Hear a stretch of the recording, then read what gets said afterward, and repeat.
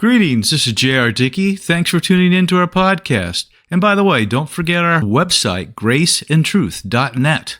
I hope you're having a great day, but if not, hang with me. It's about to get better. Today we're going to go on with our In the End series. This is part 2. In our previous lesson, In the End, part 1, we explained the exactness of Christ's fulfillment of Daniel's prophecy in Daniel 9:24 through 26a. He rode into Jerusalem on the back of the donkey 483 years to the day, hailed as the Son of David. Only God could do that. The following is the prophecy we have in Daniel 9:26b through 27. I'll start with the first part of that. It says, "And the people of the prince who is to come shall destroy the city and the sanctuary, and the end of it shall be with a flood, and till the end of the war desolations are determined or decreed." 26b was fulfilled in 70 A.D. That's where it says, "And the people of the prince who is to come shall destroy the city and the sanctuary." General Titus, succeeded his father Vespasian upon his death, becoming the first Roman emperor to succeed his biological father. Before becoming emperor, Titus gained renown as a military commander, serving under his father in Judea during the First Jewish-Roman War. The campaign came to a brief halt with the death of Emperor Nero in 68, launching Vespasian's bid for the imperial.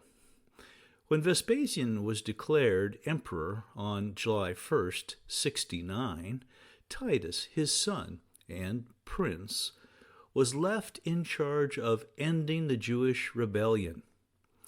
In year 70, he besieged and captured Jerusalem and destroyed the city and the Second Temple. For this achievement, Titus was awarded a triumph. The Arch of Titus commemorates his victory to this day and age. Titus surrounded the city with 3 legions, that was the 5th, the 12th, and the 15th, on the western side, and one, the 10th, on the Mount of Olives, to the east. He put pressure on the food and water supplies of the inhabitants by allowing pilgrims to enter the city to celebrate Passover, and then refusing them egress. Jewish raids continuously harassed the Roman army, one of which nearly resulted in Titus being captured. After attempts by Josephus to negotiate a surrender that failed, the Romans resumed hostilities and quickly breached the second and first walls of the city. To intimidate the resistance, Titus ordered deserters from the Jewish side to be crucified around the city wall. By that time, the Jews had been exhausted by famine, and when the weak third wall was breached, bitter street fighting ensued. The Romans finally captured the Antonia fortress and began a frontal assault on the gates of the Second Temple. As they breached the gate, the Romans set the upper and lower city aflame, culminating with the destruction of the temple. When the fire subsided, Titus gave the order to destroy the remainder of the city, allegedly intending that no one would remember the name of Jerusalem. The temple was demolished. Titus's soldiers proclaimed him imperator in honor of the victory. Jerusalem was sacked and much of the population killed or dispersed. Josephus claims that 1,100,000 people were killed during the siege, most of whom were Jewish. And so the next part of the prophecy is mysterious because we're not clear on what it is in verse 9:26c, the first part, or the flood. I'll suggest that just as Israel ended with a war in 70 AD, it picked up where it is left off in 1948. The Jewish people scattered in 70 AD and without a nation until May 14th, 1948, the Israeli Declaration of Independence, formally the Declaration of the Establishment of the State of Israel, was proclaimed on that date by David Ben-Gurion, the executive head of the World Zionist Organization. He was also chairman of the Jewish Agency for Palestine and soon became the first prime minister of Israel. Since its inception, Israel has been involved in a large number of wars and large-scale military operations, including, and here you go, so quite a few of them. In 1948, the Arab-Israeli War. Then, Palestinian Fedayeen insurgency. Then, the Suez Crisis. Then, the Six-Day War. Then, the War of Attrition. Then, Yom Kippur War. Then, Palestinian insurgency in South Lebanon. Then, 1982 Lebanon War. Then, South Lebanon conflict. Then, First Intifada, Second Intifada, 206 Lebanon War, the Gaza War or Operation Cast Lead. Then, 2012 Israeli operation in the Gaza Strip, or called the Operation Pillar of Defense. Then 2014 Gaza War, or Operation Protective Edge. Then the Syrian Civil War. Then in 2021 the Israel-Palestine Crisis, or Operation Guardian Wall, or Guardian of the Walls. And then, most recently, Israel-Hamas War, Operation Swords of Iron. Woo! However, it's possible that just as Israel thinks it has finally settled the existential dilemma by defeating Hamas, Hezbollah, and achieving peace, it hasn't yet come, but it will, with its neighbors via the Abraham Accords, the end of it, remember we were talking about the it in that prophecy, the end of it shall be with a flood.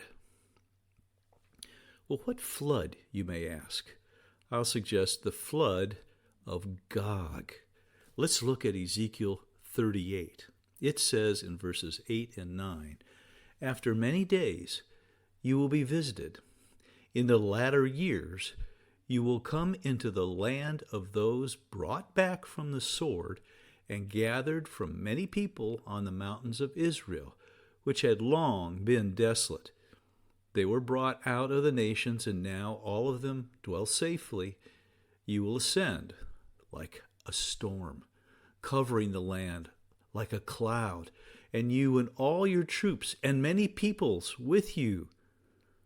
You see, flood in Daniel 9:26, according to Gesenius, Hebrew Chaldaic lexicon, is used of an overflowing army.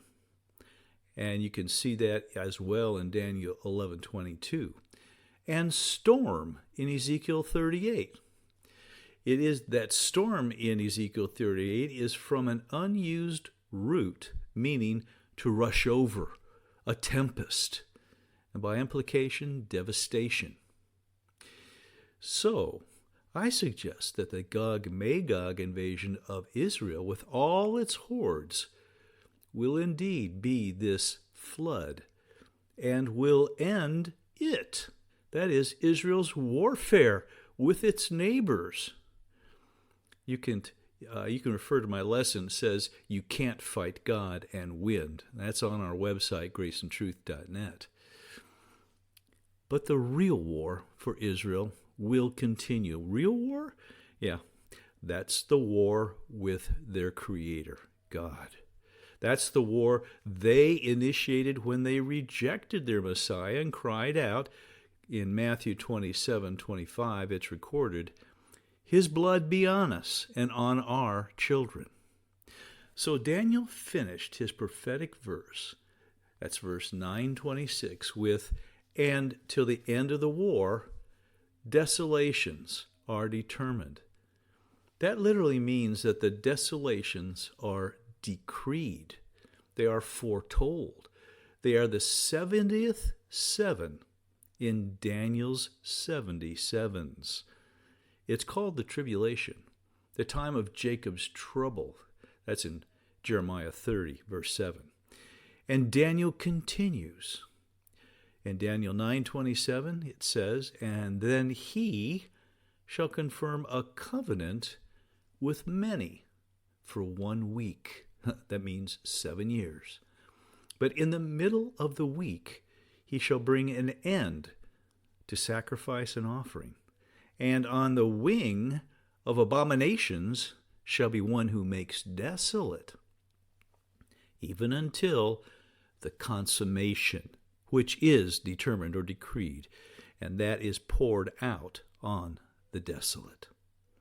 Refer to our verse-by-verse commentary on Revelation, entitled Fire Eyes, available on Amazon.com, or the individual chapters from our website, graceandtruth.net, for much more detail. In verse 27 of Daniel chapter 9, we read, "Speaking of the Antichrist, then he shall confirm the covenant with many for 1 week." We just read that. Recent events have given me the goosebumps.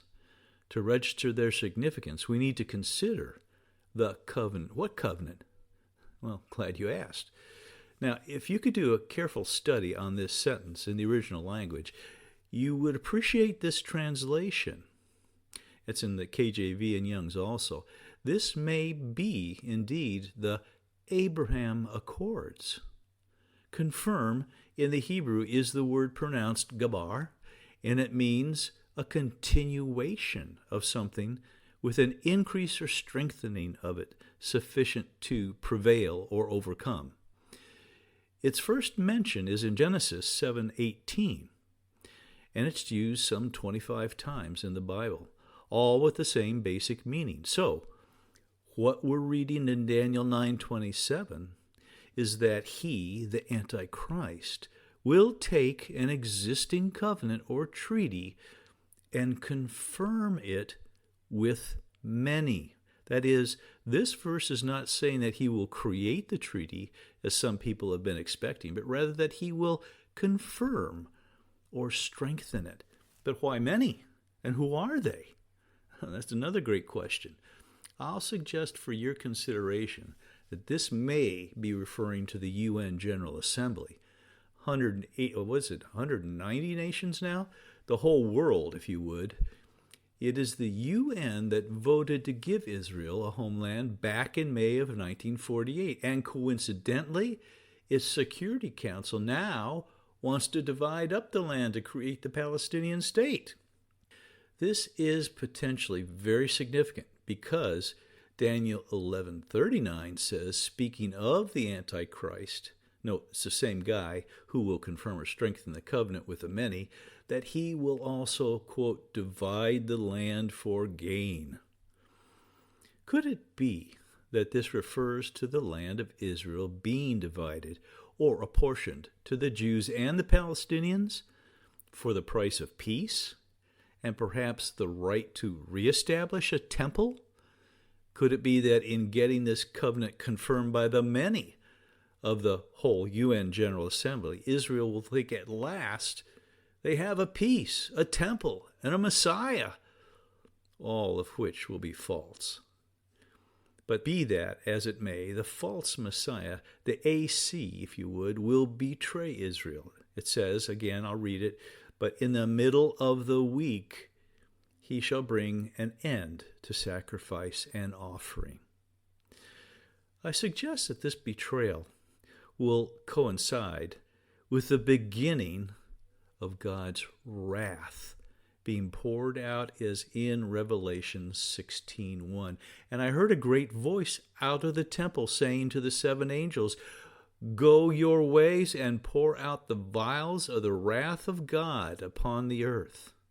That's because, as we saw in Daniel 9:27b, it says again, on the wing of abomination shall be one who makes desolate. That's the AC, the Antichrist.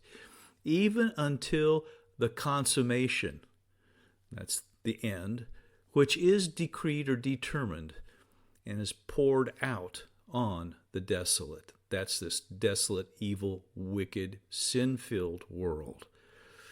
So, there you have it. Daniel's prophecy ties in both Ezekiel's and the Revelation. And it's about to happen before our very eyes. Now may the Lord grant you peace in the midst of any storm and faith to trust Him. Look for our next podcast, and may you realize more of His grace today.